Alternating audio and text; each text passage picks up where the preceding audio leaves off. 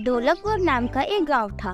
ढोलकपुर गांव की सबसे खास बात यह थी कि गांव में सब मिलजुल कर रहते थे।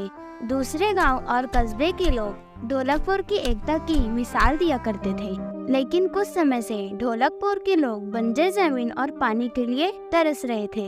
इस नदी में एक बूंद भी पानी नहीं बचा है। कुएं सूख गए, नदी सूख गई और हैंडपंप से तो 3 घंटे पानी चलाओ तब जाके एक बूंद पानी आता है। इस नदी को देखकर तो मुझे प्यास लग रही है। इसलिए मैं कह रहा हूँ हमें कुछ दिनों के लिए शहर चले जाना चाहिए। कम से कम वहाँ पे 2 वक्त के खाने का इंतजाम तो हो जाएगा। शहर जाए तो जाए भी कैसे? हमारे पास तो उतने पैसे भी नहीं है। शहर यही पास में थोड़ी ना है जो चलकर चले जाओ। बैलगाड़ी, ट्रेन और कई सारी गाड़ियों का भी किराया बहुत ज्यादा हो गया है। तुम ये सही कह रही हो भाग्यवान। अब हमारा कुछ नहीं हो सकता। चलो गांव की तरफ जाकर देखते हैं। अरे भाई, गर्मी से प्यास के मारे ऐसा लग रहा है कि समुद्र का खारा पानी ही पी लूं।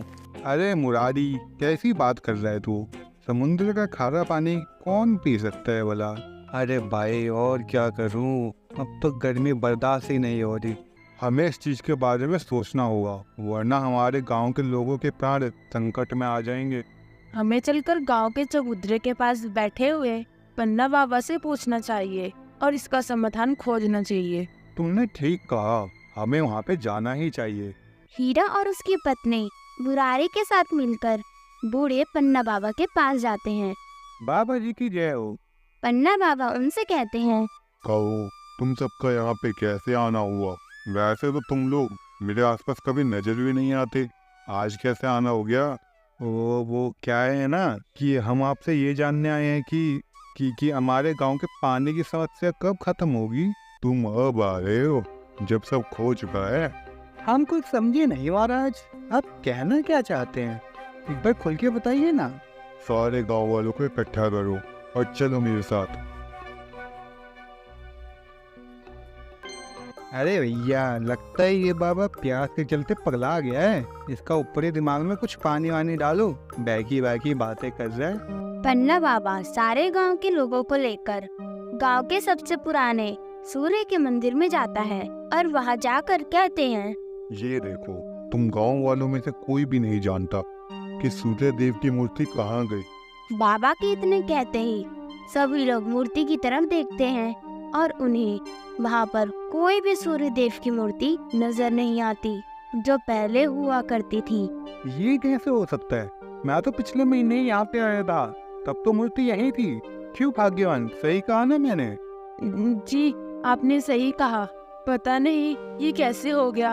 अरे मूर्ति मंदिर में ना होने से ऐसा क्या हो गया? अरे बाबा, अब बातों को घुमाए ना और सीधे सीधे बात बताएं। फिर बाबा ने सारी बातें गांव वालों को बताई।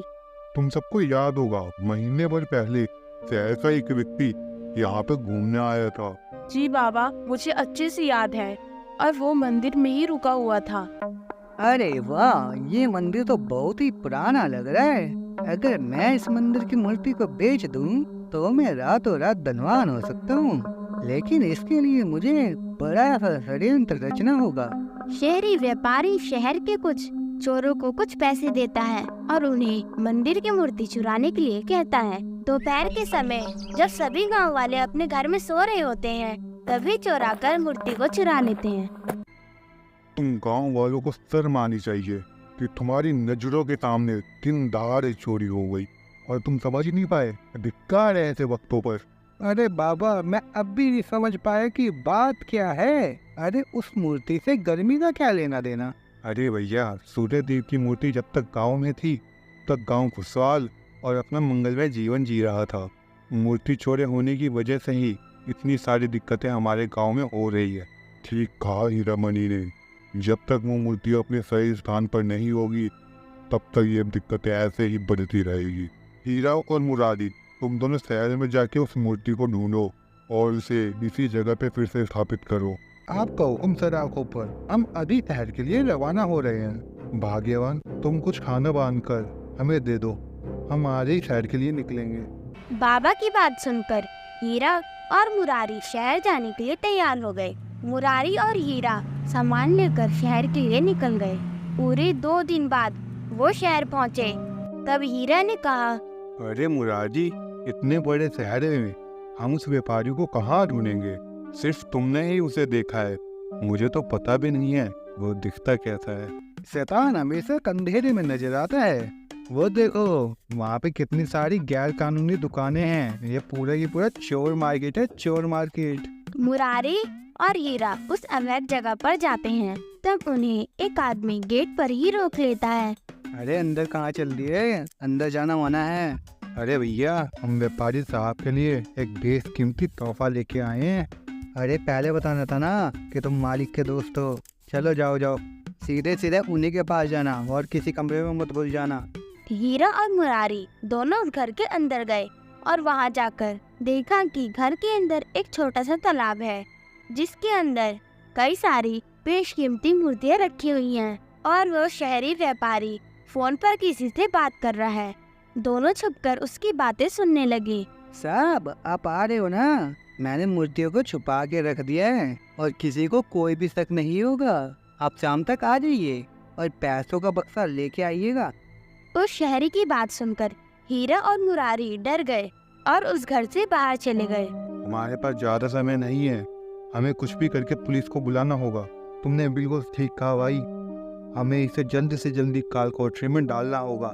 हीरा और मुरारी ने तुरंत पुलिस को बुलाया और उन्हें सारी बातें बता दी। पुलिस वाले ने उस शहरी व्यापारी को गिरफ्तार कर लिया। मुझे छोड़ दो, मैंने कोई गलती नहीं की है, जाने दो मुझे। हीरा और मुरारी दोनों सूर्य जी की मूर्ति लेकर दोबारा गांव आ जाते हैं। गांव वाले उन्हें देखकर खुश हो जाते हैं। तुम दोनों को गांव पे नाज है, जल्दी से इस मूर्ति को उसके स्थान पर रख दो। गांव वालों ने मिलकर सूर्य देव की मूर्ति को उनके स्थान पर स्थापित किया। जैसे ही वो मूर्ति अपने असली स्थान पर पहुंची, तभी उस मूर्ति से सूर्य देव की आवाज आती है। मैं तुम गांव वालों से बहुत प्रसन्न हुआ। मैंने ये फैसला किया है कि आज ही तुम्हारे गांव में सूर्य से बारिश होगी। इतना कहकर वह मूर्ति तेजी से चमकने लगती है और एकदम से सूरज से बारिश होने लगती है और सारी तपते हुए गर्मी खत्म हो गई। बारिश इतनी जोरदार थी कि गांव वाले बहुत खुश हो गए।